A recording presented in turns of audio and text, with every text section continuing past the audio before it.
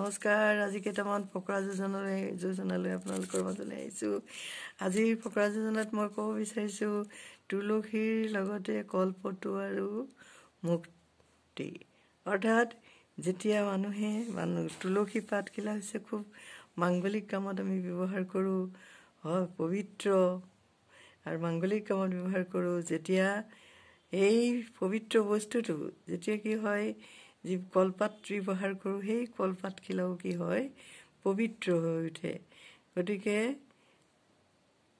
ঠিক তেনেকৈ সৎ মানুহৰ লগত যদি অসৎ মানুহ এজন ঘূৰি থাকে, তেতিয়াহ'লে সিও ভাল হৈ উঠে, সিও সৎ হৈ এই মানুহজনো সৎ হৈ পৰে। গতিকে দ্বিতীয়টো হৈছে কি, গতিকে অকলশৰীয়া পহু গায়ে মূৰে খহু। তাল অকলশৰীয়া মানুহৰ বেমাৰ আজাৰ হ'লেও তেওঁৰ সহায় কৰোঁতা কোনো নাথাকে। তাৰপিছত আহিল অভাৱেই স্বভাৱ নষ্ট কৰে।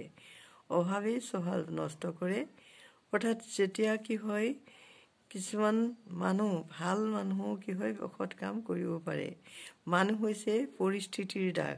সেইকাৰণে মানুহে কি পৰিস্থিতিত পৰি তেনে কাম কৰিলে, অসৎ কাম কৰিলে, তেতিয়াহ'লে তেনেধৰণে বিচাৰ বিবেচনা কৰোঁতে সেই কথাবিলাকৰ প্ৰতিও লক্ষ্য ৰখা উচিত।